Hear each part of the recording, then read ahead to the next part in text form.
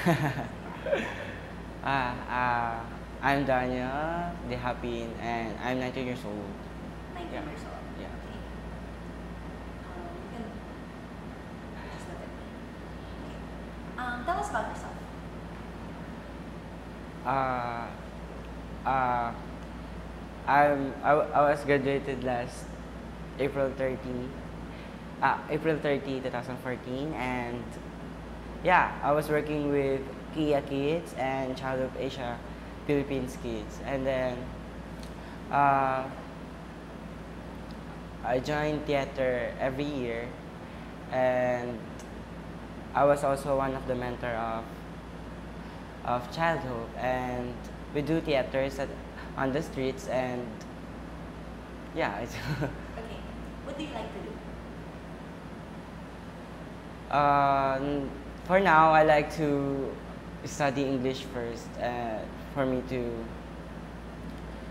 be prepared, and also theater, because that is my passion. Yeah, why do you like theater?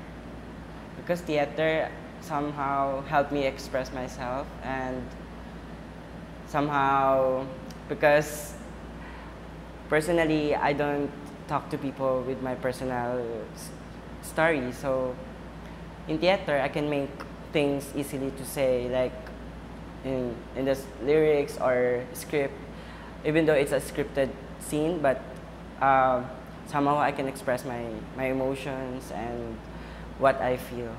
You speak English so well. How did you learn? Couple of years I got the scholarship in here at Aguinaldo International School, and then before, yes, I can speak English but not that fluent, but because of the school system, everything was taught in English, and then everything was speaking in English, and then there's a sign that if you speak English, you have that confidence, and then yeah, and then I start learning English, learning vocabulary, learning something new, learning how to read fast in English forms, and I study for like 8 months to fix my diction, pronunciations, and yeah, annually it get better. It gets better, yeah. Good job. So, what happened? How did you tell us your story? How did you get to AIS? Like, how did it start? How did you first get to know childhood? Yeah, because of like kaingitan thingy. Uh, So, when nainggit ka sa mga other kids that were doing childhood? yeah, Okay. and then tapos yun, nainggit ako, umiyak ako noon. I was 6 years old. 6 years old. Yeah, because that time I was selling flowers like roses in Baywalk. If you know Baywalk, Yes. or Boulevard.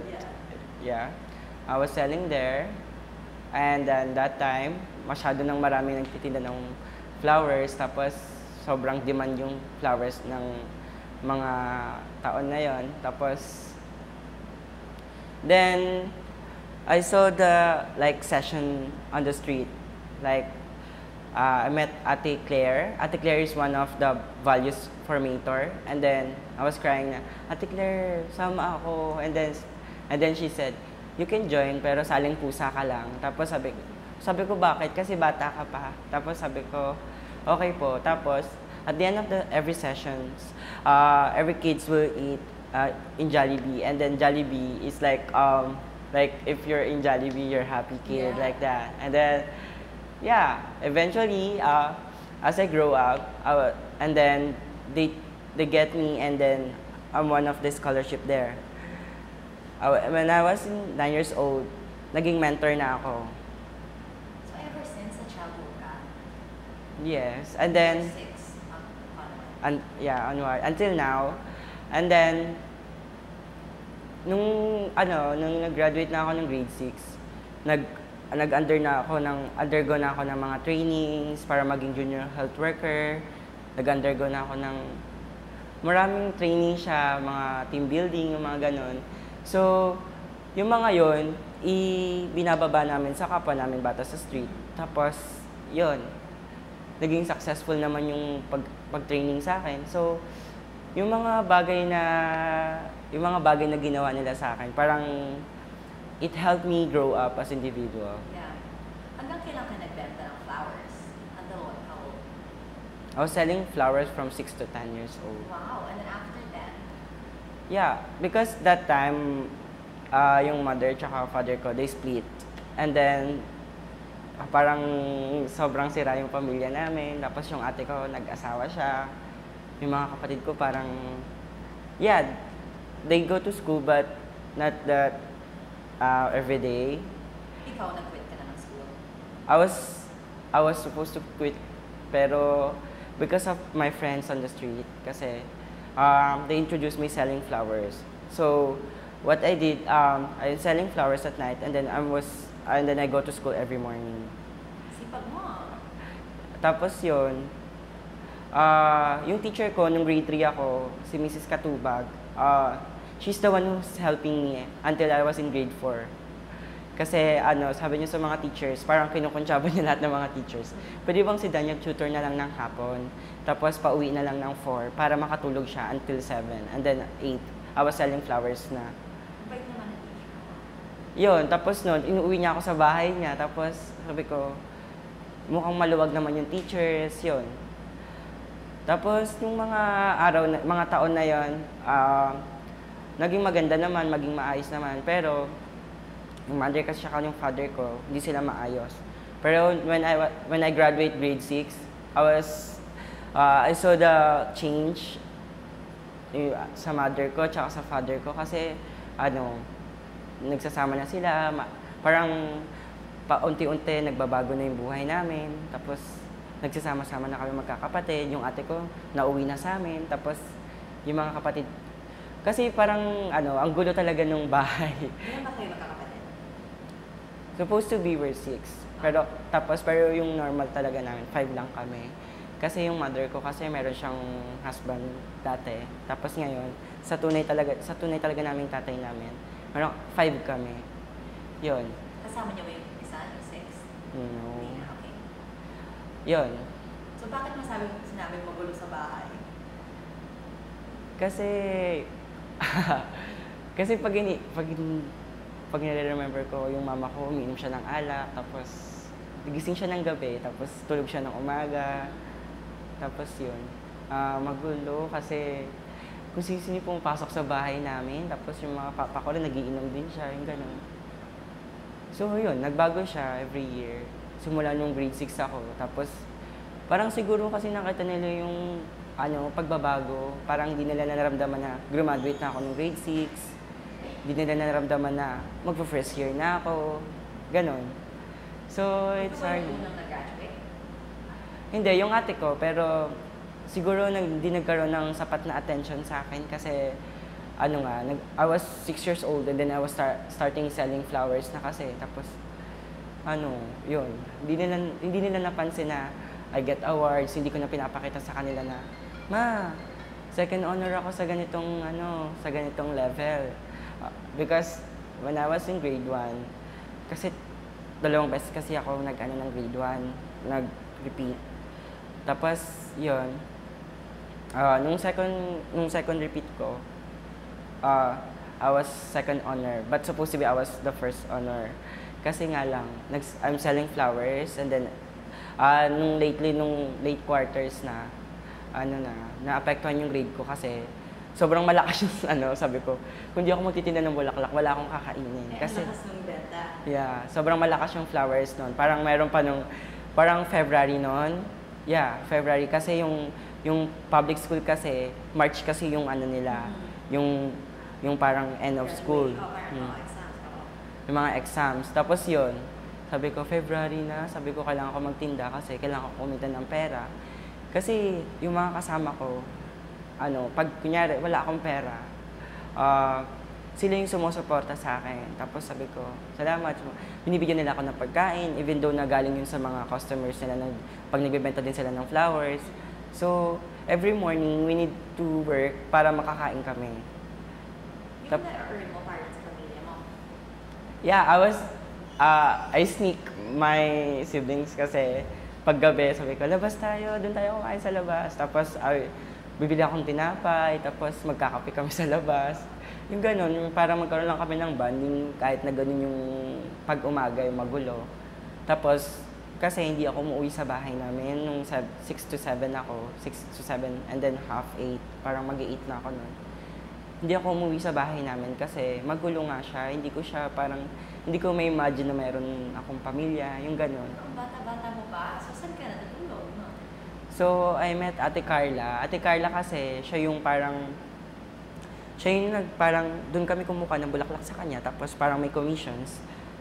Tapos kunyari, yung flowers, for 20 pesos kasi, sa'yo yung 10 pesos. So, kalahati. So, child hope pinag-provide sa inyo ng flowers? No, hindi pa siya. Pero ang binibigay kasi sa akin yung child hope noon, scholarship na siya, nung naging grade 6 na ako. So, si Carla ginagawa niya ng out of her own? No, Ate Claire is Claire, sorry. Sino si Ate Carla? Si Ate Carla naman, pumasok siya sa buhay ko nung nakita niya ako parang umiiyak kasi ako kasi hindi ako umiiyak sa harap ng maraming tao. So yun yung ginagawa ko. So yung mga friends ko, they saw me as with strong personality na okay lang ba sa'yo talaga nandito ka, may pamilya ka, sabi ko. Okay lang. Tapos yun. Pero umiiyak talaga ako pag wala ng tao, pag wala na akong kaibigan kasi ayoko nakikita kasi ako umiiyak. So kasi I remember kasi nung UWC interview, it's not the sign of weakness, but it's the sign of like you experience something new. Sabi ko, wala lang kasi gusto ko lang mailabas. Kasi minsan kasi parang hindi ko na kinakaya. So, I was like, yung gusto ko nang lumayo, parang gusto ko ako lang mag-isa. Gusto ko ako lang yung nagpapagana ng buhay ko. So, nakita ko ni Ate Carla na nandun lang ako sa gilid. Sabi niya, bakit nandiyan ka? Anong pangalan mo? Sabi ko, ako po si Idoy. That was my nickname. And then, sabi ko, ako po si Idoy. Sabi niya, gusto mo ba magtinda ng bulaklak? Sabi ko, magkano naman po yung kikitain ko dyan? Sabi niya, sa akin yung kalahati. Sabi ko, hindi na rin masama. Tapos, tinuruan na nila ako kung paano manghingi ng tip. Tapos, tinuruan na lang ako paano makakuha ng pagkain para hindi ako magutom kapag nagtitinda ako. So, I was begging the food, tapos nanghihingi rin ako ng tip kung di sila bibili. Pengin na lang po ng piso, kaya pengin na lang po ng 5, ganyan. Tapos, sobrang malakas yung Baywalk noon. Kung maaalala ko, si Mayor Atienzo pa yung So, yun. Sobrang marami siyang bar. Talagang series of bar talaga yung Baywalk. So, kapag nagtitinda kami, parang mayroon kaming isang exact location na mga kaibigan namin nagtitinda ng bulaklak. Magkita-kita tayo sa may Raha Sulaiman. Sige, magkita-kita tayo. Tapos, pag nahuhuli yung bulaklak ko, iiyak ako, Kuya, ibalik mo na yung bulaklak mo. Hindi na ako magtitinda. Talaga lang Tapos, sinatapon nila sa may Tapos, si Ate Carla, mabait siya. Tapos, yun. Siya yung nagpakain sa akin ng una. Ano trabaho ni Carla? Nagtitinda rin siya ng bulaklak. So, nakita ka lang niya? Tapos, bait naman niya. Yun, tapos si Karkar, siya yung anak niya. So, si Karkar yung sumasama sa akin. Tapos, tinuturuan niya, bata-bata niya pa din, tinuturuan niya din ako. Tapos, yun. Parang lumipas na yung mga ilang buwan, natuto na ako. Tapos, I was starting ako na yung bumibili ng bulaklak, ako na yung gumagawa. So, nung mga buwan na yun, nag-earn na ako ng money. Tapos, doon ko na sinisimulan na kunin ko yung kapatid ko, kakain kami sa labas. Yun. Saan ka nag-aaral nun? Anong public school?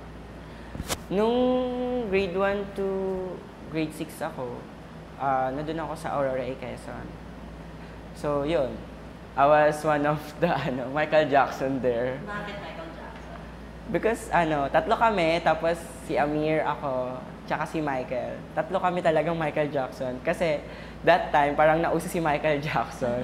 Yung Thriller, tapos yung Moonwalk.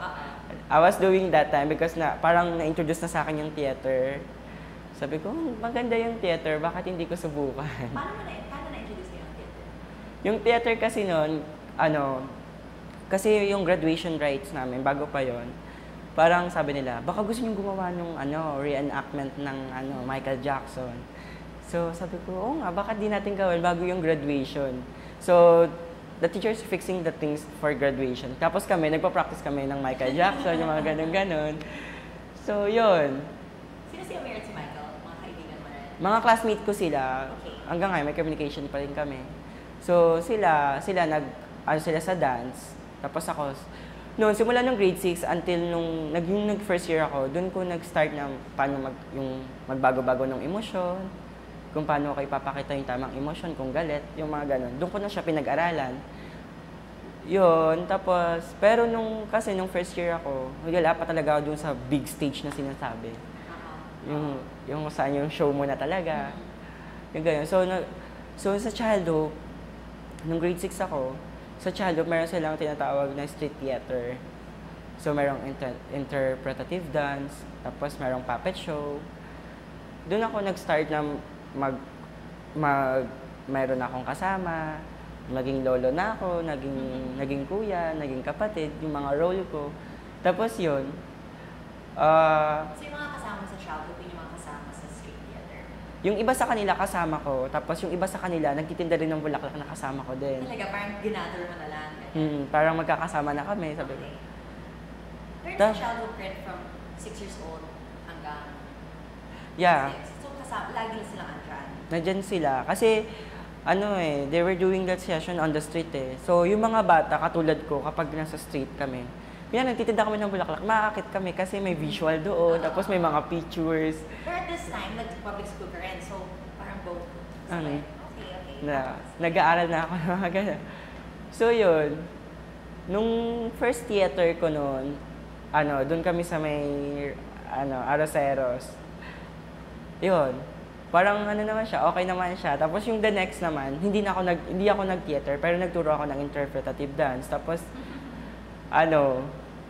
sila yung nag-dance doon, pero ako yung nag-direct. Tsaka si Kuya Christian, mamaya.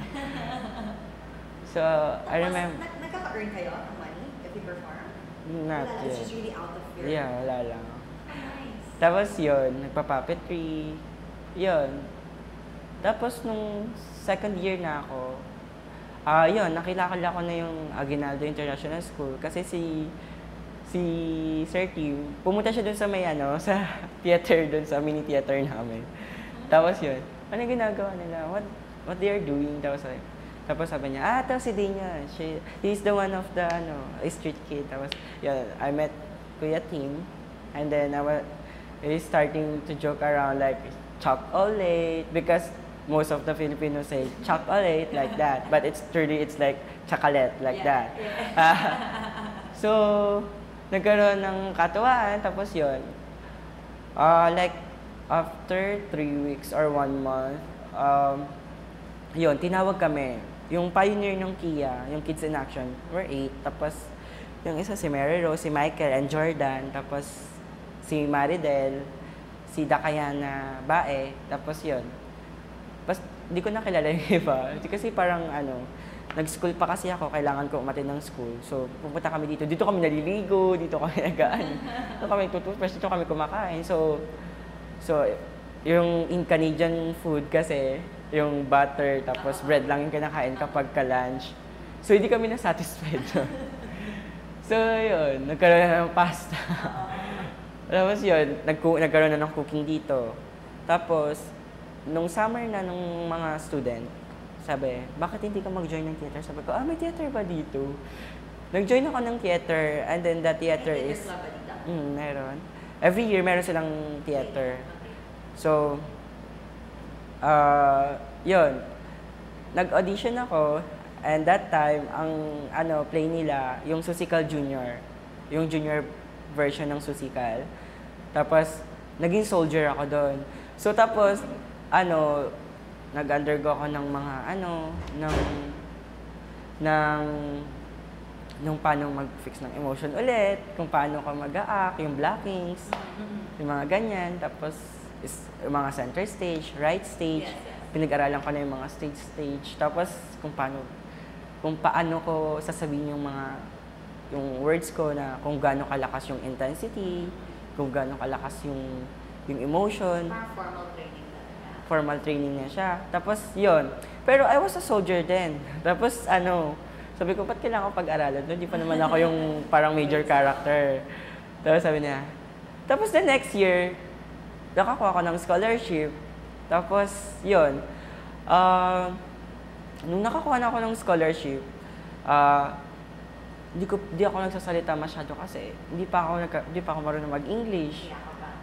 Tapos hindi pa ako ganun kasi mayroon kasing parang separation ng siyempre may rich at poor, 'di ba? So naramdaman mo rin yan sa school?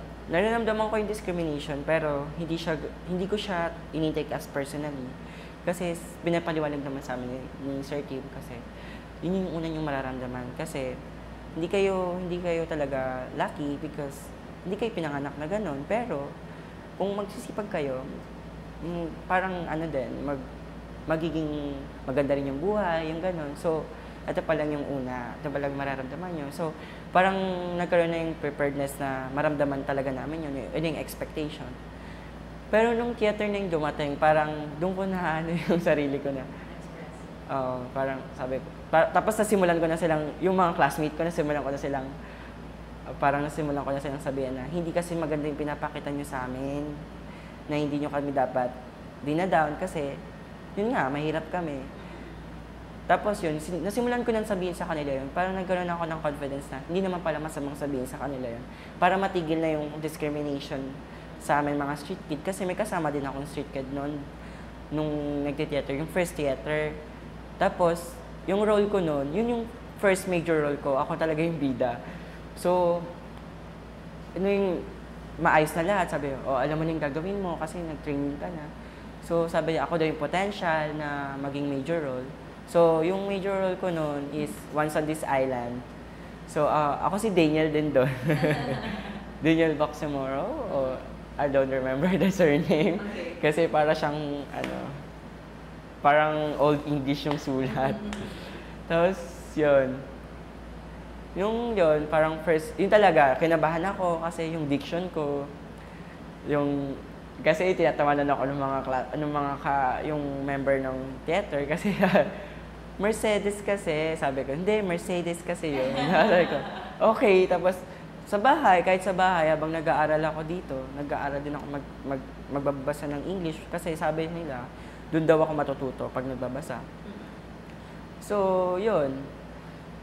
Tapos, itong last year, yung Aladdin Junior naman, yung junior version naman ng Aladdin, naging si Jafar ako, yung evil. Wow. Tapos sabi ko, parang iba nung last year, parang iba nung personality ko kasi hindi ganon.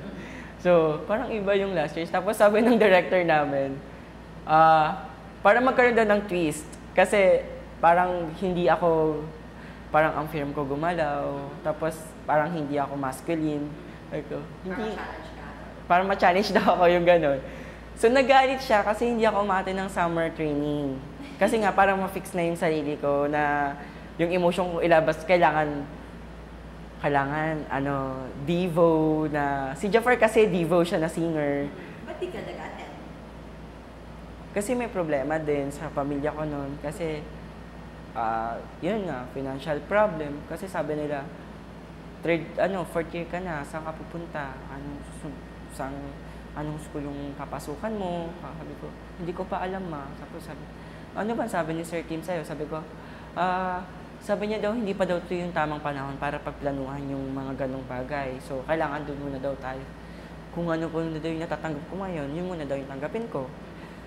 So, hindi ako ma-attend ng summer program, summer training na yun. Kasi, yun nga, iniisip ko din kung saan ako mag-a-apply. So, nag-start na ako mag-search ng scholarship. Kasi pati ko, bago matapos talaga ng taon na to, kailangan ko makapasok ng college. Kasi, kapag hindi ako nakapasok, magtatrabaho na ako at hindi na ako mag-enter ng college. Pero anong grade ka pa lang? Diba grade 10? Grade 10 po dito na. Okay. Pero, sa local school, 4th year na yun? 4th year. Okay.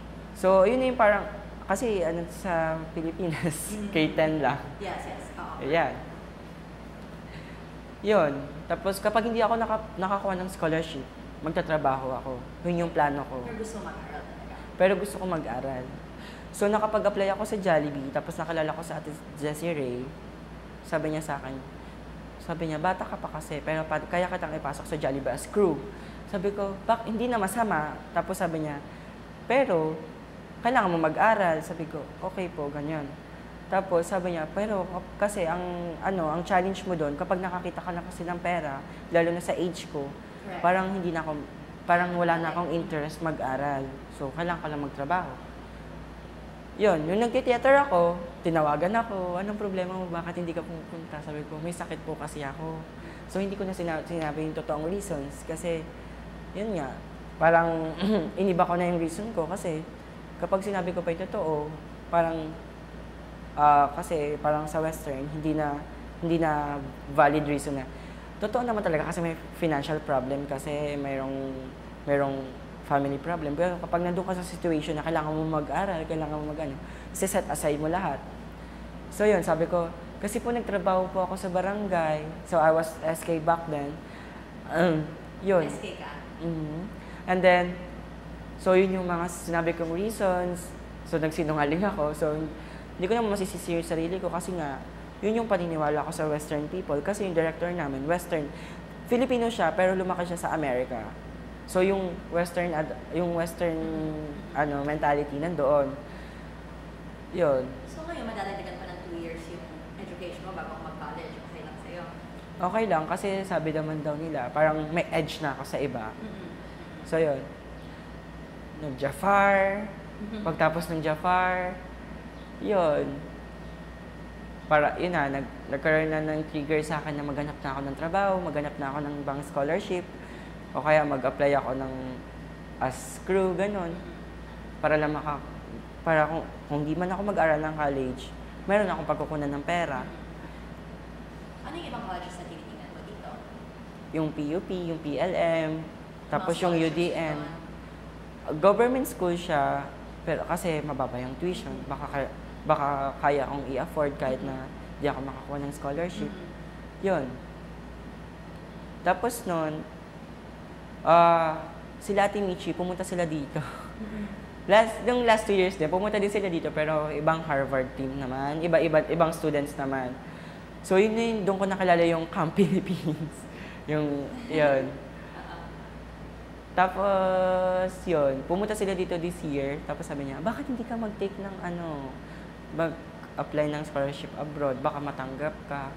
Sabi ko, Ate Michi kasi wala naman akong ganong pera. Sabi niya, tutulungan kita. Sabi ko, o sige po, sabi ko, susubukan ko po. Tapos, so, nawalan din ako ng pag-asa nun kasi wala naman talagang chance na makapasok ako kasi nga, wala akong connections, wala akong kilala. Tapos, eto lang, nung January, bago ako graduate, na-introduce sa akin yung UWC. Sino nag-suggest sa'yo? Si Sir Tim, tapos sabi niya sa akin, i-try natin. Kung di ka makapasok, at least nag-try ka. Tapos, yung application no, parang the next day, yun na yung end application. So, pero early as 3 days kasi niya sinabi sa akin. So, I was starting yung essay ko, yung mga kailangan kong sagutan. Recommendation letters. Yung mga ganon. So sabi niya, ako sa recommendation letter, sabi sa akin, sir, tapos bahala ka na sa essay mo, tapos i-fix na lang natin yung grammar dito, yung mga ganon. So 3 days before the deadline? Opo, tapos for essay siya, tapos may limitation pa yung 200 words, 300, so nalilimit ako doon. So ulit. Tapos nag-check mo talaga siya for 3 days? Tapos yun, so parang sa mga teachers, sabi ko, ma'am, tulungan niyo naman ako sa essay ko kasi kailangan ko not elaborate, pero mga simpleng word lang, pero nasabi mo na lahat. Kasi nga, may 200 words lang. Tapos, yun. Pero, yun, binasa ko sa kanya yung essay ko, tapos phoenix niya, tapos yun, ano ba yung mga, tapos nagkaroon lang ako ng pointer, sabi ko, ito lang, tapos, parang sobrang rush na. Tapos yung ewan ko kung janitress ba, yung inutusan niya magbayad sa bangko para maka-enter na kagad ako. Tapos ma-scan na lahat, may pasa na. Yun, yung recommendation na ipasa na. Tapos, hindi ko na pinalagpas yung araw na yun. Sabi niya, buksan mo yung email mo, ipasa mo na lahat to. Yun. After 3 weeks, sabi, shortlisted daw. Talaga.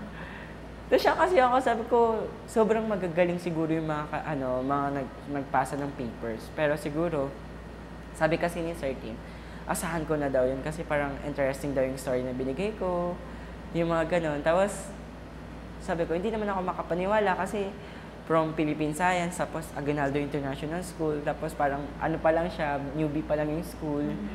Tapos, parang yung Davao, yung sa Davao, yung mga sa Davao. All over the Philippines. Sabi ko, yun. Tapos yung shortlisted, naging 20 na lang kami. Tapos pinapupunta na kami dun sa may location, dun sa MGIS, Mahatma Gandhi International School. Paano ba nalaman? They sending email naman yun. Tapos yun, sabi, hindi ko po alam kung paano pumunta doon. Hinatid ako ni Sir Tim. Tapos yun na yung interview namin. Tapos tapos ang sabi dun sa email, yung semi-formal daw. Di naman ako nag-semi-formal. Parang, eto lang, ganda lang ako. Eto na ako. Pero nagbaon ako ng long sleeve polo kung sakaling baka hindi ako tanggapin sa interview room. Kasi naka-ano lang ako naka-t-shirt lang ako. Tapos jacket. Tapos naka-pants. Yun. Tapos Ano mga tanong nila ng interview? yung mga simple question pero mahirap sagutin. Describe yourself. Parang sabi ko, ako po si Daniel, ganun. Tapos, mahirap siyang express kasi hindi naman siya yung laging tinatanong sa'yo na, sige nga, ipaliwala mo yung sarili mo. English? English siya. Pero, eventually, nagtatagalog din ako. Tapos, kasi hindi ko talaga alam kung paano i-express sa English yung ibang words. Tapos, yung interview, kasi parang binungkal nila yung buhay ko, parang, bakit kami nasa street nung araw-araw? So, naiyak ako kasi ayoko talaga siyang binubuksan. Ayoko talaga siyang binabalikan kasi parang mahirap siyang buksan kasi kapag lalo na sa point na, hindi ka handa na, ay, bakit in-interview to sa ganito? Kasi pang school naman. So, hindi ko hinanda yung sarili ko na, hindi ko naman talaga dapat buksan yung mga ganong bagay pag interview na dun sa UWC. Tapos, naiyak ako, oo, kasi hindi nga ako handa. So, hindi ko na-prepare yung sarili ko na bubuksan ko pala yung mga ganong bagay na makapagpaalala sa akin na kung ano ba yung nadaanan ko. Tapos, naiyak ako, tapos tinigil nila yung interview, parang pinakalma muna nila ako, tapos nag-CR ako. Pinalma ko yung sarili ko sa CR. Yun. Bumalik ako sa interview. Tapos sinanong nila kung ano yung nangyari sa buhay ko, kung bakit, ano yung maitutulong ko sa UWC, sa United World College. Tapos, handa na ba ako makipagsalamua sa ibang tao? Sabi ko, siguro handa na po ako. Pero hindi ko rin po masasabi kasi yung mga kasama ko ngayon sa international school, meron rin Taiwanese, Japanese. So, yun. Yun yung mga part ng interview. Tapos sa part naman ng mga candidates, kami, nagulat ako kasi yung iba sa kanila, valedictorian. Tapos yung iba sa kanila, parang honorable mention. Sabi ko, yan yung ilang taon ka na? 16, 17, tapos ako lang yung pinakamatanda sa kanila. Sabi ko, pero may malaki sa amin pero mas matanda pa din ako. Tapos, lahat sila magagaling, oo. Talagang magagaling talaga sila. Wala akong masasabi sa kanila kasi, ang galing nila mag-English. Tapos, ang galing nila, na-amaze talaga ako pag nagsalita sila ng English, gano'n.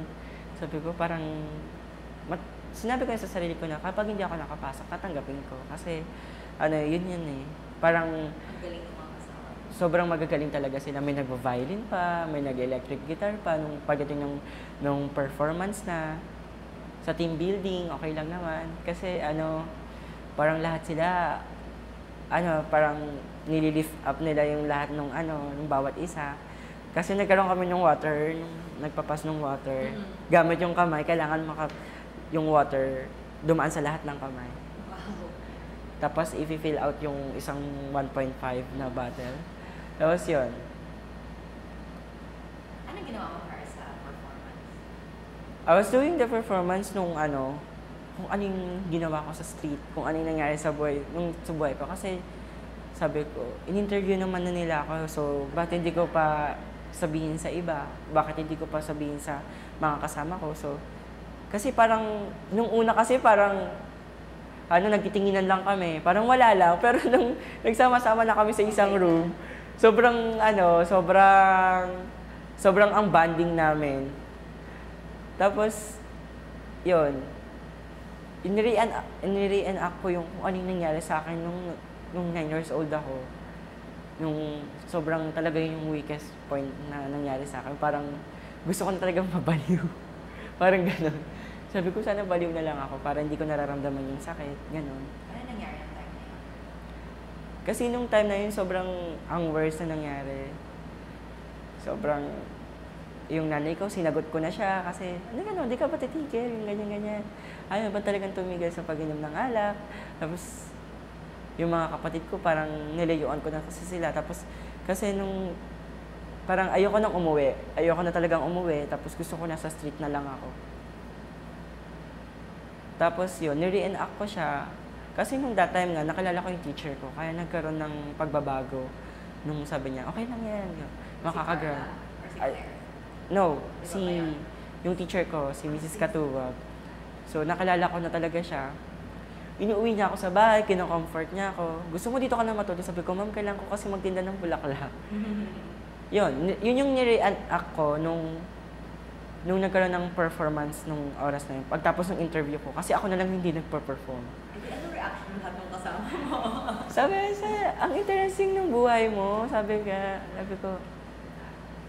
ko, hindi naman. Kasi parang, kung makikilala mo pa yung ibang katulad ko, siguro ganun din nila yung sasabihin nila sa inyo. Kung ano ba yung nangyari sa kanila, kung ano yung nararamdaman nila, kung bakit lagi silang, masakit na sa kanila yung konting sabi na, di ka ba kumakain? Yung ganon. Masakit na sa amin kasi yun eh. Lalo na sa akin kasi, lalo na kapag sabi, umalis ka dito, kadiri ka. Yung ganon. So, pag kasi sinasabi, masakit na siya. So, nire-enact ko siya.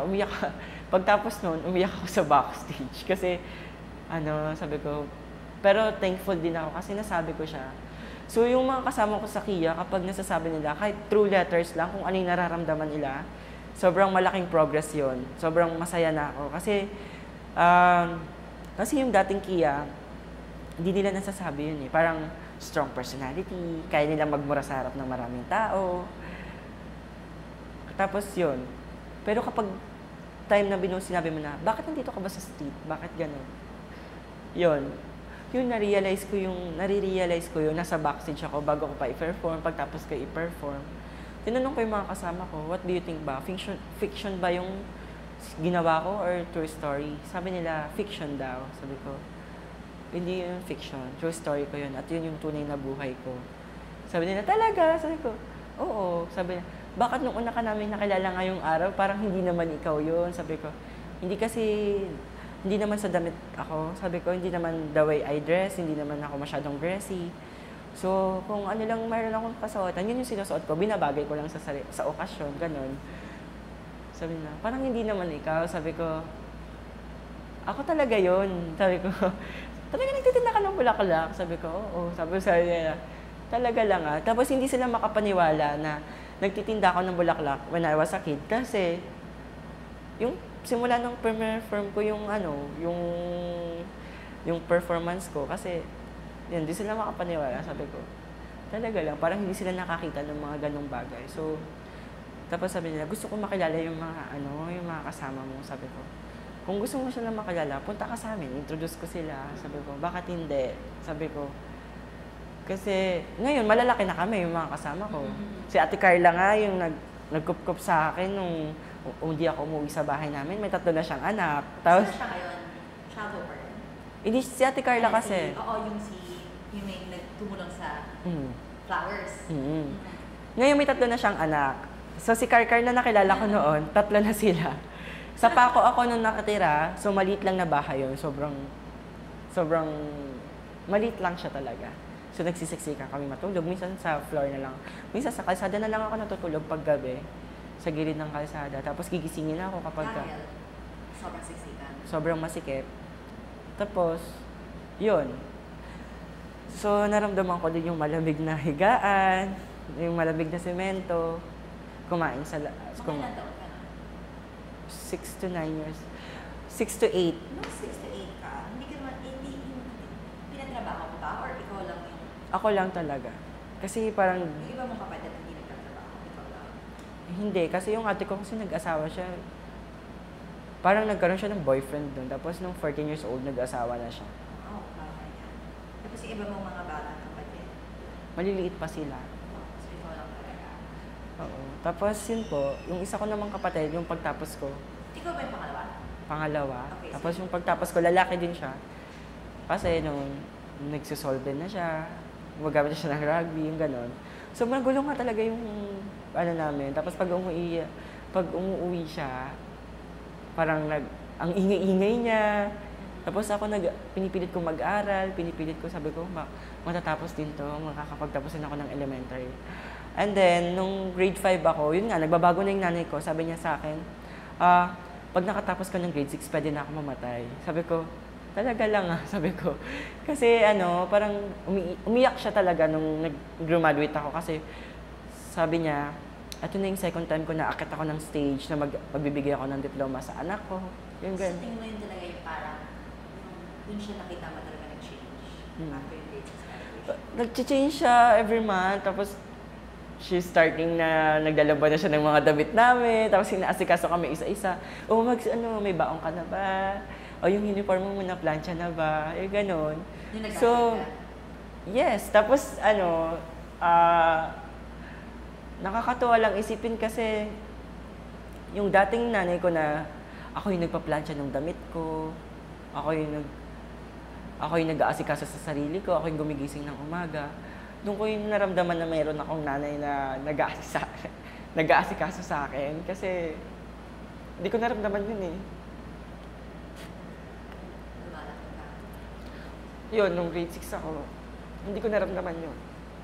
Pero nung grade 5 to grade 6, nararamdaman ko siya. Kasi inaasikaso niya kami isa-isa. Bakit siya nag-iba? Sa tingin mo, ano nangyari?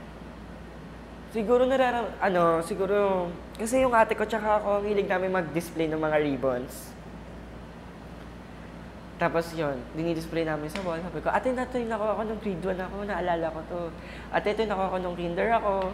Tapos, siguro na nakita niya yung mga yun. Tapos naramdaman niya na lumalakad na kami. Kung dati, kasi naramdaman ko rin hampasin ako ng 2x2. Yung ganon. Yun. Yung tatay mo?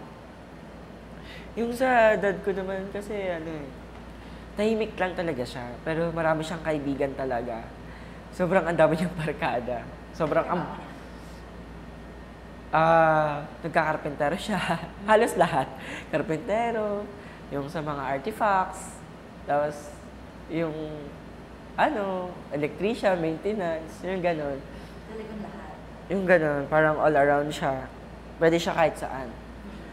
So, yun lang, marami siyang barkada, pero Or never talaga siya, lagi siya nag-earn para sa inyo ng pera? Lagi niya sinusubukan niya kaming tulungan. Kasi nga, noong mga oras na yun, nalulong sila sa bisyo. So, silang dalawa. So, parang hindi sapat. Parang sabi ko, kung pang-bisyo nila, nilalagay nila sa amin, siguro, sagana yung buhay namin. Hindi ko mararanasan na mapunta ako sa street. Yun, yung ganun. Hindi mo kinagalit sa kanila, yung parang hindi, well, may time na ayaw na umuwi, di ba? Pero parang hindi sila Meron talagang, blame. Or syempre, Hindi ko- sila. nung unang sinisisi ko sila sabi ko, kung hindi sila nagaganon, hindi ako mapupunta sa street. Tapos hindi ko mararanasan yung mga bagay na naranasan ko. Tapos sinisisi ko, nung una doon, tapos yung ayokong umuwi, ayoko silang makita, ganon. Ano nila hinahanap, ha? Hinanap ako nung nanay ko, nung yun na, nung grade 5 na ako. Anong between 6 to 8? Hindi, parang sabi niya nga sa akin, kaya ko na daw mabuhay mag-isa, sabi ko. Sabi ko, kaya ko na mabuhay mag-isa. Kung pumapasok ka mag-isa mo, Ayun. So, yun, nilalakad ko lang yung school ko. tapos yun yung time na minsan tinatakas mo yung kapatid mo, so magtatanong ko naman sila, pero hindi ka na matutulog. Hindi. Tapos, babalik ko na sila. Kakain lang kami. Saan tutulog? Kila Ate Carlo, kaya dun sa street. Ganun. Talaga? Kasi- Paano ka nagpe-prepare para sa school? Paano ka naliligo? Paano ka magbibihis? Kasi ang nangyari nun, yung mga kapatid ko, konsyaba ko sila. Sabi ko, yung uniform ko, kahit hindi siya plantsanado, okay lang. Basta ayaw lang umuwi. Ayaw din natutulog. Ayoko lang umuwi. Tapos yun. Tapos, yung mga kapatid ko kasi, hinahanda na nila. Pero nung grade 4 kasi, going to grade 5 na ako, naramdaman ko talaga na may nag-aasikaso sa akin kasi yung uniform ko naka-plancha na siya. At noon, umuwi ka na naman. Hindi pa ako umuwi. Pero nakita mo na pinaplansya na yung... Ano, parang naramdaman mo may nanay ka na, yung gano'n. Sabi ko, Siguro na-miss ka rin na, no? siguro. Tapos, yung mama ko noon, wala siyang pera. Tapos, back then, ako na yung nagbibigay ng, sabi ko, gusto mo gamitin din ng bulaklak. Tapos, mag-commission na lang tayo, gano'n. Ako na yung nagpapabenta ng bulaklak. Pinabenta mo sa kanya rin?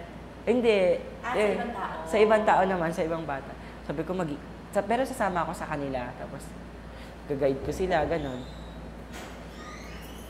Tapos noon, Ilan taon ka ng grade 5 ka? kasi 19 ako. 14 years old kasi ako nung graduate ako ng grade 6. So, 14 13. ka na.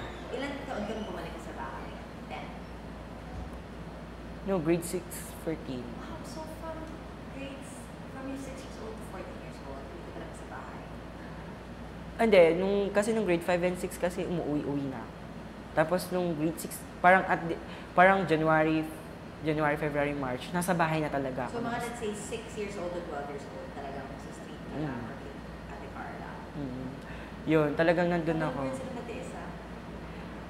Kasi parang hindi hinahanap-hanap ko yung kamusta ka na. Kahit yung mga Lulukod ka kung andun ka, tapos hindi nila mabigay. hinahanap-hanap ko yung, uy, kumain ka na ba? Yung ganon. Kasi hindi ko naramdaman sa bahay namin yun. Kahit na nasa bahay kami, hindi ko naramdaman yun. Tapos, kasi parang, meron sila iba-ibang buhay. Yun. Eh, paano naman yung iba mga kapatid? Sila lahat nag-stay, ikaw lang yung umalis. Tapos yung ate ko, nag-stay siya dun sa boyfriend niya. Yun. Dahil rin, naguguluhan niya siya sa bahay. Siguro, naramdaman niya din yun. Pero nag-aaral siya. Third year yung natapos na. Third year high. Ang hilig-hilig mo mag-aral. Bakit parang hindi ka na lang huminto? Hindi ako uminto kasi yung mga tao nasa paligid ko, parang sila yung sa akin na, kaya mo yan, matatapos din yan kapag nakapagtapos ka, pag nakahanap ka ng magandang trabaho, mabibili mo na yung mga gusto mo, masasama mo na yung pamilya mo, aalis na kayo dyan sa squatter, yung mga ganun, yung mga simpleng bagay na,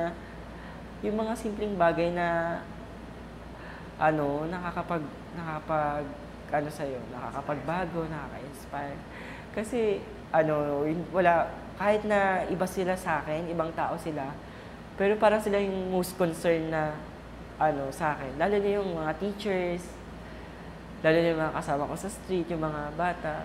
Inisip mo yun talaga yung paraan para maka-raos ka rin. Kaya sa tingin mo, Sa school, lalo na sa school, na-express ko yung sarili ko pag naglalaro kami ng mga kaibigan ko. so enjoy ka talaga sa school. Sa school. So, there's one time na na parang nakatanggap ako ng award, most polite. And then, hindi ko makukuha yung most polite na yon. Kasi sumigaw ako sa campus. Tapos yung principal nasa stage. Sabi ko, yay! Gumanon ako kasi tinawag yung pangalan ko. Tapos yung teacher ko, sabi, ba't ka sumigaw? Sabi ko, natuwa lang po ako. Tapos yung mga classmate ko, dan talaga, ngingingin mo, ganyan-ganyan. Tapos, nung punta ako sa classroom, nilagyan ako ng ribbon. Nung binasa ko, most talkative. Tapos sabi ko, okay. Yung mga kapatid mo nag-aaral? Ngayon nag-aaral sila. Pero tumigil rin sila. Hindi ko na siya napansin kasi wala ako sa bahay. Tumigil ka ba? Nung pag-aaral, grade 1. So parang 2 beses ako tumigil ng grade 1. Tapos isang beses nung preparatory ako. So, nung bata ka pa talaga, nung nandun ka sa bahay, tsaka kaya ka tumitigil. Pero nung umalis ka na, Tuloy-tuloy siya. Grabe, talaga. Tapos yun po, parang Na-realize mo ba na matalino ka? hindi. Pero kasi hinihintay ko kasi, sabi di ba, huwag mong sasabihin, hayaan mo yung ibang tao na magsabi. Hindi ko naman sinasabi na pa-humble, pero Mismo yung ibang tao na sabi, ang tali-talino mo, sabi ko. Sino unang nagsabi sa'yo? Or kailan mo na-realize na matalino pala ako? Na-realize ko yung kay Miss Claire talaga. Sobrang inspired talaga ako sa kanya. Tapos, Saan kayo si Miss Claire? hindi ko na alam. Pero gusto ko siyang makita. Tapos, yun, gusto ko masabi. Ano nangyari sa'yo? Gusto ko masabi sa kanya na, Ate Claire, eto na po ako. Nakapagtapos na ako ng elementary. Ngayon, tapos na ako ng high school. Yun. Kasi parang sobrang inspiration, sobrang kahit makulit ako, na pinipilit niya akong alagaan, gano'n. Tapos yun, nung nagtitraining naman ako, nakalala ko naman, parang stepping stone nga, nakalala ko si Ate April. Yun, yung sa Ate April naman, siya naman yung parang bagets na sobrang childhood din. Sobrang bagets siya kumilos. Parang kapag ano yung kinikilos namin, yun din yung kinikilos niya. Okay lang yan. So parang nakaka-lift up siya ng diwa. Kasi kahit na sobrang mahirap, pinipilit nilang ipaunawa sa amin na after ng challenges, obstacles, makakaraos din kami. Yung ganun. Ever mo ba kinahiya na street child ka? Hindi ko siya kinahiya. Pero sinasabi ko nga, dati rin akong batang kalye din ako. Pero hindi nila dapat sinasabi na kapag batang kalye ka kasi sobrang ang sama ng tingin ng mga tao eh. Magnanakaw yan, snatcher yan. Yun yung mga pulubi na nandudukot, yung mga ganon. So, sinimulan kong baguhin yung term na street child na sinimulan ko siyang baguhin nung nag-apply ako sa UWC. Sabi ko, ayokong tinatawag kasing street child. Gusto ko bata na lang. Kasi, ang pangit pakinggan kasi pag sinabing street children. Kasi, sa ibang tao kasi, iba yung salita na yun. Parang ganun. So, sa application ko sa UWC, binago ko na siya. Sabi ko, wala naman akong choice kung yun talaga yung pwedeng ilarawan sa amin. Pero, hindi dapat siya, ganun yung ginagamit. Bata lang dapat. Hindi siya batang kalye sa Pilipino, pero hindi street child sa English. Anong gusto mong malaman ng mga tao about mga batang kalye? Gusto ko malaman ng mga tao na ang batang kalye kasi pag binigyan mo sila ng oportunidad na mailabas nila yung talento nila, mailabas nila yung kung ano ba nila yung kayang gawin nila. Kasi, I remember kasi nung may kasama ko, siya si Kuya Gilboy ngayon. Batang kalye din siya, pero ngayon nagtatrabaho na siya sa Chalo bilang staff. Street educator na rin siya. Tapos nakita ko si Ate Lota, sila yung mga parang mga senior ng junior health worker. Ngayon meron silang nag-entrepreneur sila. Kasi nababago yung buhay kapag nagbibigay sila ng oportunidad. Tapos si Pagamokan, si Eileen, ngayon sa PLM siya nag-aaral. May dream school ko din yung PLM, nag-fail ako, umiyak ako. Pero nakapasa siya. Ngayon, bago na yung buhay, nagbabago siya kasi bawat oportunidad na binibigay sa isang bata, lalo sa batang kalye, kailangan lang talaga palakasin yung loob, palakasin lang yung paniniwala nila, magbabago din sila. Katulad ko, kasi kung wala yung tao sa paligid ko, siguro, isa pa rin ako sa kanila. Or, isa pa rin ako sa mga batang nagtitinda ng bulaklak, yung ganon. So, meron nga akong kakilala, matalino siya, pero, nasa kanya na lahat. Classmate ko siya nung grade 3. Pero ngayon parang, nakikita ko na lang siya, nasa computer shop na lang siya, buong oras siya nasa computer lang siya, naglalaro lang siya. Parang hindi nagpo-progress. Pero, sa amin kasi, katulad ng puppetry, theater, yung mga ganon, nailalabas yung mga talento, mga skills. Certain rin na may mga tao talaga tulad ni Ate Claire or ni Carla, talagang kinukok ka or nakita mo yung child mo, pag napunta ka dito, parang buhay mo naging parang may meaning, di ba? Sobra talaga. So, pero pag binabalikan ko nga yung dati kong Facebook, may Facebook kasi ako. So, ayun yung first trial ko ng Facebook. Tapos hindi ko na alam yung password ko, pero nabibisita ko siya. Tapos na-deactivate lang siya nung nakaraang 3 taon. Kasi, inintroduce sa akin ng kaibigan ko yun, yung simula nung nag-grade 5 ako. Sabi, uy, alam mo pa yung Facebook? Sabi ko, ay, hindi. So, nag-picture ako. Tapos, kinuha ko yung mga image ko nung bata pa ako. Sobrang iba. Sobrang iba ako. Sobrang, yun. Sabi ko, eto ba talaga ako? Parang pag inaalala ko yung sarili ko, sabi ko, parang ang dami nang nagbago. Sabi ko, parang ang dami ng achievements. Sabi ko, Religious ka ba? Religious ka ba? Opo. Sobra. Kasi, habang lumalaki naman ako, nadadaan ako yung simbahan. So, yun sa flowers na tinitinda ko, sa isang bunch ng flowers na hawak ko, 3 doon, inaalay ko talaga every Sunday. Tapos, yun, sa Kristan ako hanggang ngayon. So, altar server ako. At the same time, social media din ako. Dun sa Mass, fina-flash namin yung mga words, yung mga sentences na kailangan basahin ng mga nagmimisa, ng mga tao. So, yun. Okay, kwento mo sa akin, paano mo nalaman na nakuha mo yung scholarship sa UWC? May tumawag ba? Text? Email? Ano? Ano yun yung cellphone ko, wala siyang ringtone. Wala siyang ringtone. So, na talaga siya sa akin, parang initiative ko na magising ng 4 a.m. So, lagi kong chinecheck yung Bakit phone. silent lang siya? Nasira siya. So, walang sound? So, wala siyang sound. Tapos ngayon, ayun. Pero kasi nung pinaayos ko na siya, ayun. Tapos yun, 4 a.m. 4 a.m. ka nagigising? Parang normal na siya sa akin. Oras ka tutulog?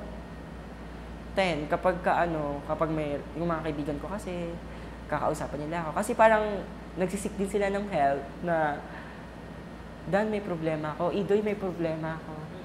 Yung ganon. Sabi ko, bakit? Ano yung problema mo? Yung So, mga naging mentor ka? parang naging sandalan na nila ako. Yung ganon. Sabi ko, bakit? Tapos, kaya yun, nangyayari yun, kaya 10 a.m. na ako natutulog. O kaya naman, kaya naman, pag nasa barangay ako, kasi ngayon hindi na ako SK, nag-volunteer naman ako sa barangay. So, pag may gawain sa barangay, pag may fiesta, ako yung nag-organize, sabi ko, ito yung gagawin natin. Okay, ganyan. Yun.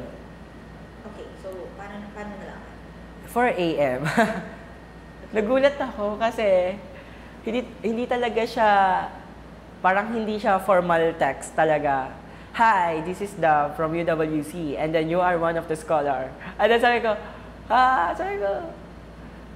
lumabas ako ng bahay namin, tapos, kala ko na nanaginip lang ako. Tapos binasa ko ulit, tapos doon ko na rin, hi, this is Dav from UWC Philippines. You are one of the scholar, Robert Bosch College. Sabi ko, saan to? Binaba ko yung dinown ko pa. Sabi ko, sa Germany. Sabi ko, grabe. Tapos lumabas ulit ako. Kinausap ko yung matanda doon sa amin. So, she's 60. Parang matanda siya pero bagit siya kumilos. Sabi ko, anong oras na ba? Sabi, 4 o'clock pa lang. Sabi ko, talaga? Sabi ko. Tapos ginising ko si mama. Sabi ko, sabi mo natanggap ako. Sabi ko. Tapos naiyak ako kasi hindi siya sumasagot. Tapos sabi ko, sa kanya, ginising mo siya. hindi siya sumasagot. Tapos sabi ko, naiyak na lang ako. Tapos sabi niya sa akin. Tapos maya-maya, parang tumabi ako sa kanya. Sabi ko, tapos ang sagot niya sa akin, anong balak ko? Sabi ko, ikaw anong balak mo? Ganon. Tapos, yun, kinaumag talagang 7, 8. Tapos noon, lumabas ako ng bahay namin. Tapos kakape kasi ako. Nagkape ako. Doon ako sa labas nagpalipas ng oras hanggang mag 6 a.m. na, 7. Nakita ko yung mama ko, nandun siya sa higaan ko. Kasi meron kaming triple deck. Yung triple deck na yon binigay nung amo nung tatay ko. Baka wala kayong higaan sa bahay, sabi niya. Kasi natutulog kami sa lapag. Yun na rin yung kusina namin, yun na rin yung kainan namin. Yun. Hanggang ngayon. Tapos yung father ko kasi, kung siya ngayon nagtatrabaho, parang may dinimolish. Tapos yung triple deck, binigay sa kanya. So sa triple deck, sa pangalawa ako, nakita ko yung mama ko, doon siya natutulog. Sabi ko siguro, nabigla lang siya, baka,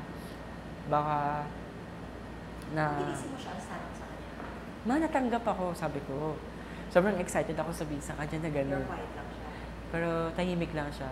Siguro doon pa lang niya nararamdaman na ngayon, kasi ngayong taon, ngayong 5 years lang parang 6 years pa lang kami nagbabanding, yung gano'n. Sabi ka aalis. Tapos sabi, aalis ako.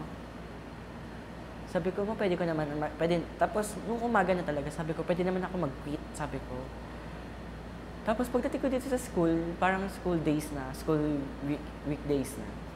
Sinabi ko kay Sir Tim, tapos inas niya doon sa mga classmates ko. In-announce niya sa loob ng classroom. Sabi ko, So, lahat ng tao, alam. so, alam na nila.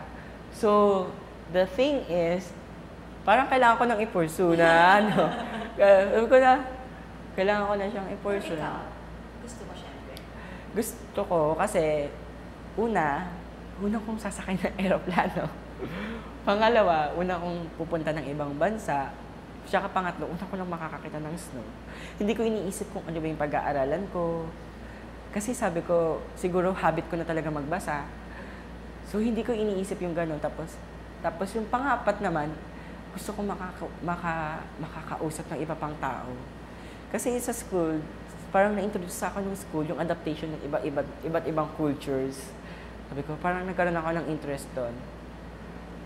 Tapos yun, sabi ko, yun.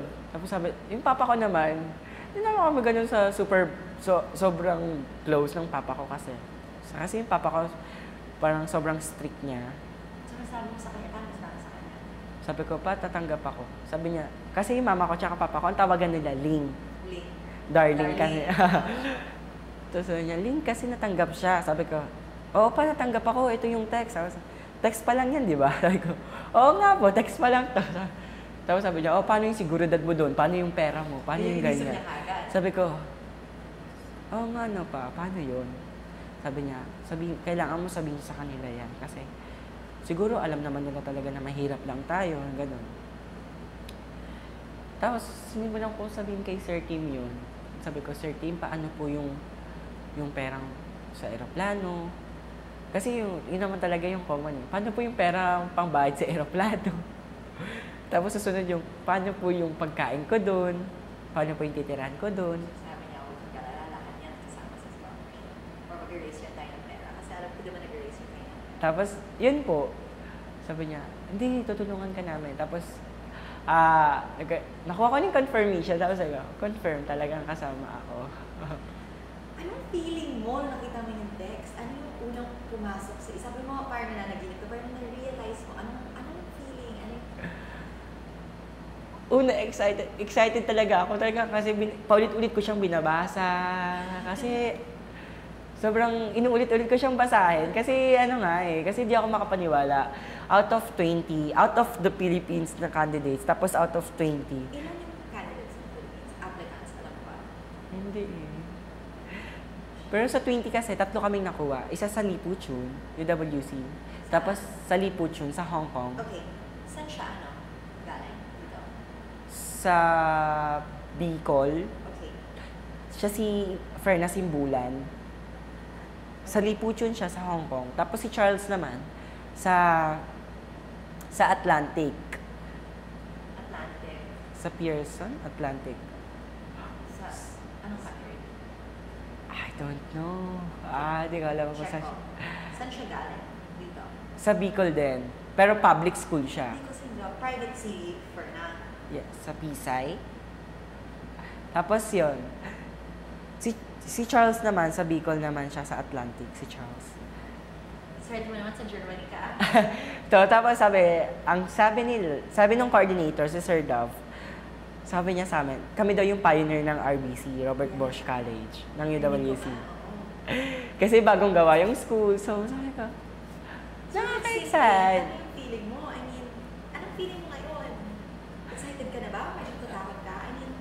Una na, una talaga na excited talaga ako. Sabi ko, natanggap ako. Sabi ko, sobrang proud ako sa sarili ko. Sinelebrate ko yung sarili ko. Sabi ko, pupunta talaga ako ng Jollibee. Sabi ko, kumain ako ng ng burger steak. Tapos yun, yung 49ers nila. Tapos yun, kumain ako sa yun.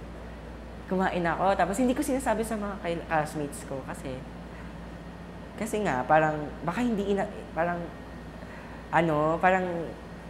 gagraduate kasi kami, tapos baka pag sinabi ko sa kanila. Pero sila, yung mga classmates mo dito, wala nang 12th grade, hanggang 10th grade lang talaga dito. Hanggang 10th grade? Wala nang grade 12. Sa IS hanggang grade 12. So, pero 2016 po ata. Meron pa mga mag-go on. Okay. Pero yung ibang mga kasama mo, graduate na talaga. Graduate na talaga sila. So yun, hindi ko sinabi sa kanila, pero nga yung that time na sinabi ko kay Sir Kim, in-announce niya sa buong class. Sobrang na-excite sila, sobrang, okay yung mga teachers, hug dito, hug dyan, congratulations. Sobrang na-proud talaga ako sa sarili ko kasi out of 20 talaga, nakasama talaga ako. So pagkatapos sa interview, inisip mo na, naku, siguro makakuha yan sa akin. Yun talaga, hopeless talaga ako. No? Talaga, so hindi mo na inisip na makakuha ka? Hindi, tapos, may notebook kasi ako sa math. Kasi talaga yung weakest subject ko. Sa back ng notebook ko, sinusulat ko na, okay lang yan. Kasi, yun nga, hindi ko kasi kayang, parang baka umiyak na naman ako katulad sa PLM. Kasi iniyakan ko talaga yung PLM. Sobrang time pressured, tapos ang hirap ng mga tanong.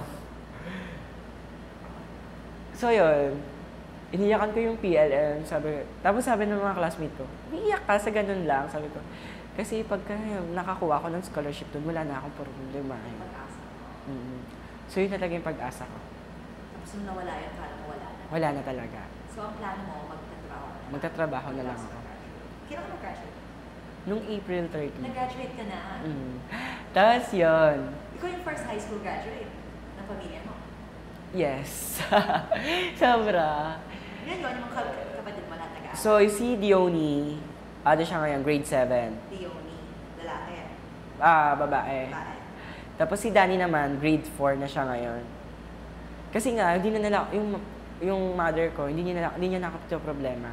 Ay, yung isa, yung sa ilalim mo? Si Danilo. Danilo. Hindi na siya nag-aral, grade 2 lang siya. Ano ginagawa niya ngayon? Ngayon, para siyang paano ba yun? Tagabantay ng tindahan. Ganon. Yung ate mo? So ngayon, yung ate ko, meron na siyang dalawang anak. Danica. Lahat kayo Yes. Danica. Si Danica, ilan taon na? Ngayon, 20 na siya. 20. Dalawa na yung anak niya. Ano ginagawa niya? Talaga. Ngayon, yung nalagan yung dalawa niyang anak kasi yung asawa naman niya, mabait, si Kuya Mike. Doon sila sa Pampanga. Kasi, sabi, yun. Ano sabi mga kapatid mo nung nalaman nila na... Yung brother ko kasi, yung sumunod sa akin, hindi kami close. Hindi talaga kami close. Sobrang hindi kami. Wala ka eh. Wala ka sa bahay.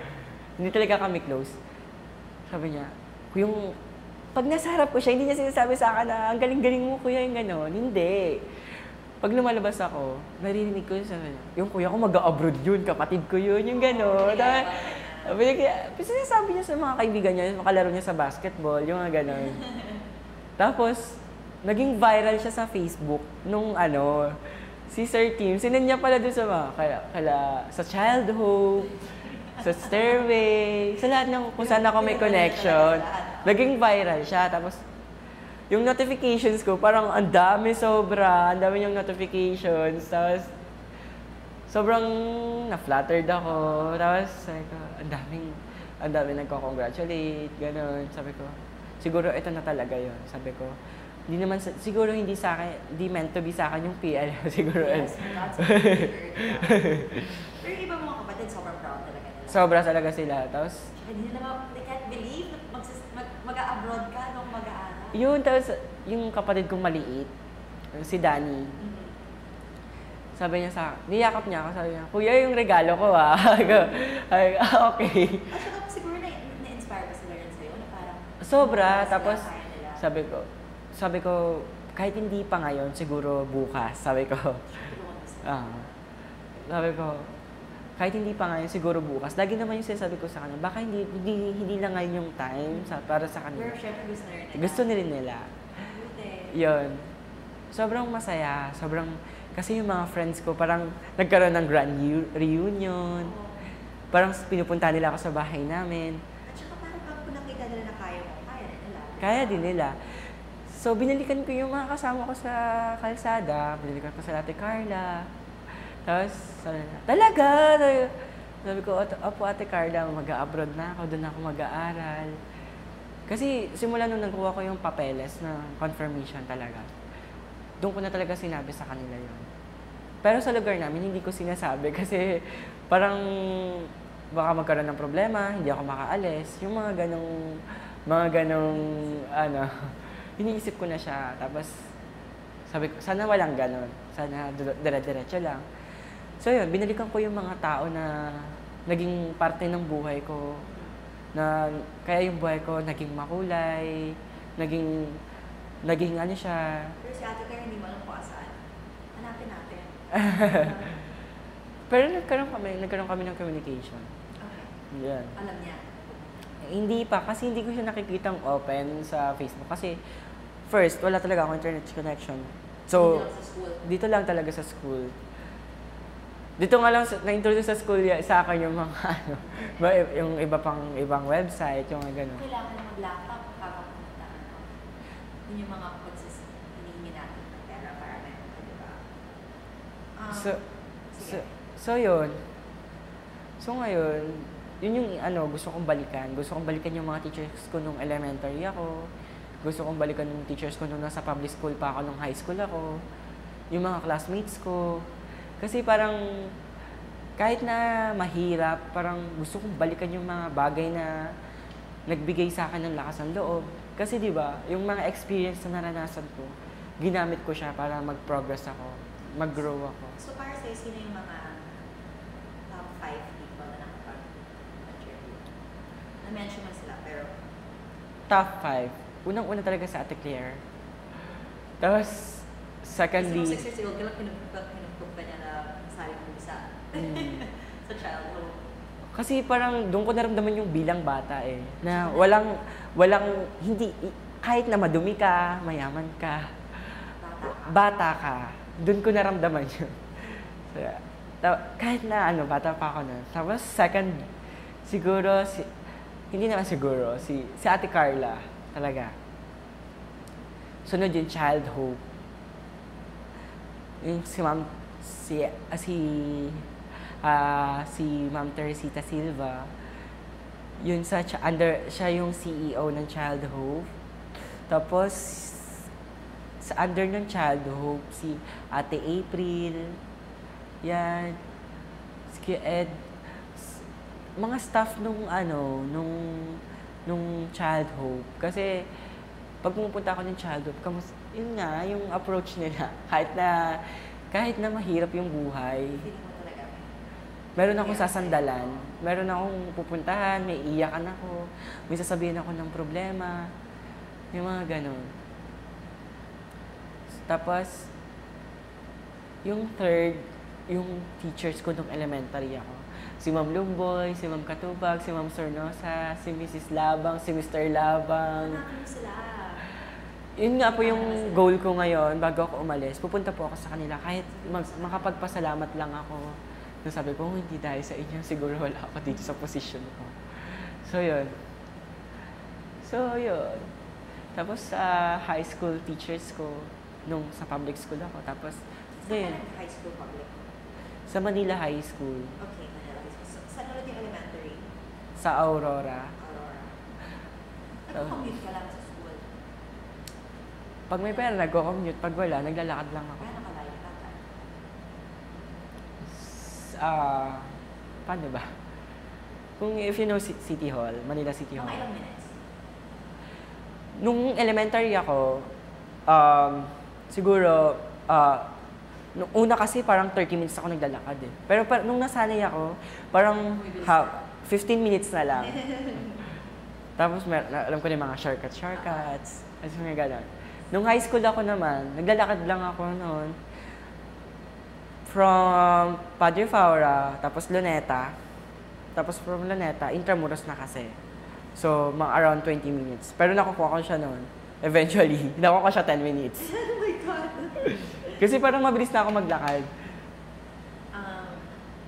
Saan kayo nakatira ngayon?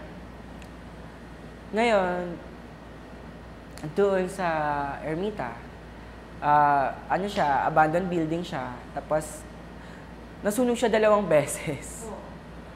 Nung unang beses, nung 2010, nasunog siya, yon. Tapos, nakabangon naman kami kasi nakahingi kami ng tulong sa kamag-anak ng tatay at nanay ko. So, yon. Abandoned building kasi siya sa, Kailan kayo pamilya doon? sa loob ng bahay Sa namin. abandoned building. Pag families kasi nasa nasa 50 families. Wow. Tapos nun, pero maliit na yung space na yun. Pero siya, fire hazard talaga siya. Sobrang light materials lang talaga. Kasi nga squatter siya. Yun. Yung second naman talaga sobrang ubos. Sobrang wala kaming gamit. Kailan yun? Nung 2012. So, ano nangyari? So nangyari, natulog kami sa kalsada ulit. Hindi ka ba natatakot na dangerous na para sa pamilya nyo? Diba? Ano kung natutulog kayo tapos biglang Matutulog kami sa kalsada. I mean, kung fire hazard siya, ano kung biglang masunog tapos natulog kayo? I mean, diba? Hindi ko iniisip. Yung last 3 weeks nga, nagkaroon ulit ng apoy. Parang nag-flashback lahat yung pangyayari. Kasi nung unang sunog, grade 6 ako noon. Natutulog kasi ako sa klase kasi tinututor na ako ng teacher ko. Pinauwi ako ng teacher ko kasi meron daw nagsabi na taga sa amin na nasusunog yung bahay. Oh my God. Oh. So pinauwi niya ako kahit na may test, may exam ako. Traumatized ka ba noon? Sobrang natulala ako kasi yung mga pinag-ipunan kong gamit, kasi inayos ko na yung mga birth certificate ko kasi nanay ko nga, hindi siya, parang nag-start pa lang yung mga requirements ko para maka-enter ako ng high school. Ikaw nag-gather lahat noon. Nag-order sa NSO, lahat. Lahat. Tapos yun. Grabe. Tapos sobrang ang saya-saya ko kasi nung unang sunog, kasi sa basurahan kasi, pag yung mga old supplies ng school, kinukuha ko. Mga folders, yung mga basta yung mga ganong bagay na pwede pang gamitin. Yung attache case, yung gano'n. Doon ko nilagay yung yung Birth certificate. yung birth certificate, baptismal, yung mga gano'n. Tapos lumulutang-lutang siya dun sa loob ng bahay namin. Dito na lang. Tapos nakasil siya ng plastic kasi, sisil ko siya ng plastic. Tapos yun, nakita ko siya. Tapos, salamat, nandito yun. Tapos, syempre, yung una kong yung mga kapatid ko, Mama, sila nandyan lang sila. Sobrang ang laka ng sunog. Tapos ayaw ko papasukin ng bumbero, baka daw hindi na ako makalabas. Pero yung gamit mo. Nandun yung gamit ko. Sabi ko, so nung lumingon yung bumbero, pumasok ako sa loob ng ng bahay namin. Okay.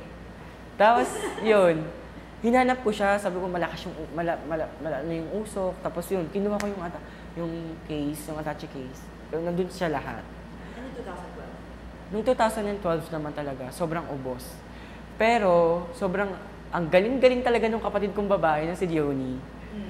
Ang unang-una niyang hinawakan yung bag namin na purong puno ng mga documents. Oh, cute naman niya. Pero naiyak naman ako kasi yung diploma ko hindi nasama. Nung grade 6 ako. Ano ba yan? Binalikan ko yung diploma ko, hinukay ko talaga yung malalim na parang 5 meters high na basura. Hinukay ko siya kung saan ko siya nilagay. Kasi sinifty ko nga siya na hindi siya mababasa o hindi siya masusunog. Pero kasi nung nangyari nung hinukay ko siya sa ilalim nung kasi sa bahay namin may bato talaga siyang malaking block na bato. Pag binuksan mo siya, meron pa doon.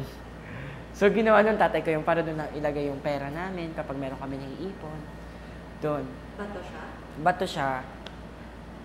Nung tinaas ko yun, wala nang gamit. Wala na talaga siyang gamit.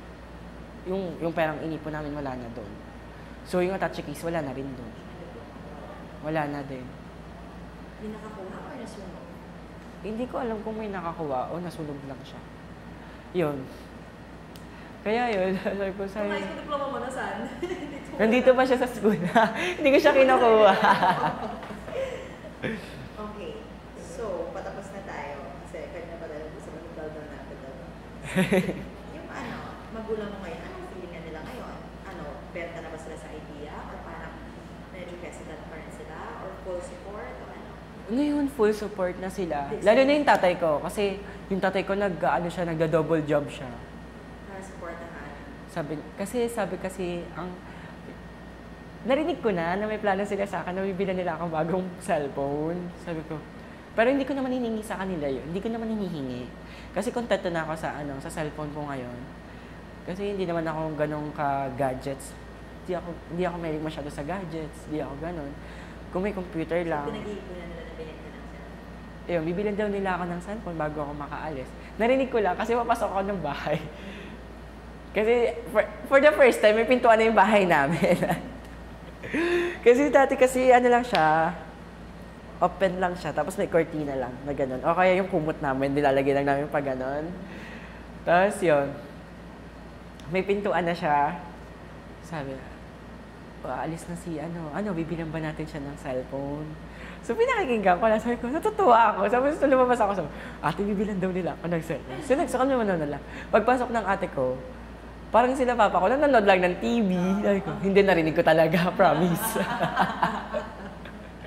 Ang cute naman. So, full support na sila. Excited. Sobra talaga. Tapos, yung mama ko ngayon, inaasikaso niya yung mga gamit ko. Sabi ko, kaya ko naman nang asikasuhin yung sarili ko. Pero siya, iba na talaga yung pagiging nanay niya sa akin. Ginagawa niya lahat. Sobrang proud talaga nila sa inyo. Sobra talaga. Tapos yung papa ko, ano bang kailangan mo? Yung gano'n. Siya na yung nagtatanong, hindi ko na sinasabi na kailangan ko ng damit para sa ganitong okasyon. Sabi, may gagamitin ka na ba sa ganitong ganyan? Sabi ko, wala pa po. Eto, bumili ka dun. At na lang natitirang pera. Kahit na yung pera na pamasahe niya, kasi yung papa ko ngayon, naglalakad lang din siya papunta sa trabaho niya. Naglalakad lang din siya. Matanda na rin siya, siguro nasa around 56 to 58 na siya ngayon eh. So matanda na rin siya. Ngayon, nagka-carpentero siya. Tapos, at the same time, nag-electrician din siya. At the same time, gumagawa din siya ng mga orders ng aparador. Yung mga gano'n. Galing. Anong pangarap mo? Ngayon, ang pangarap ko lang, makuha ko yung first ng psychology. Tapos, pag nakuha ko na yung psychology, kahit yung AD psychology na yon, tapos magte-take din ako ng social work. Para naman mabigay ko kung ano yung naitulong sa akin ng mga social workers, teachers, maibigay ko siya kung paano yung approach ng social workers sa mga batang katulad ko. Hindi mo naisip na gusto mo magtrabaho sa kumpanya para marami kang pera? Hindi mo Kasi- naisip na gusto mo lumaman? Hindi. Kasi, isa lang yung tinuro talaga sa akin, yung mga social worker. Yung pera, bagay, mga damit, madaling palitan. Pero kung pero yung tulong ng ibang tao, pwede mo siyang ibalik. Yung ganun. Yung pagtulong sa pamilya. Pangarap mo ba yun? Yun, isa rin yun sa mga plano ko. Tutulungan ko yung nanay ko. Kasi yung tatay ko kasi yung pangarap niya makauwi siya sa probinsya. Saan ba siya galing? Sa Tacloban. Buti na lang wala kayo doon. Gusto niya bumalik doon. Tapos gusto niya kaming dalhin lahat doon. So, yun. Ayaw na bumisita sa'yo sa Germany. Kung may pera. Hindi ko lang alam. Okay. Okay na kami. Finally, di ba? Tagal namin.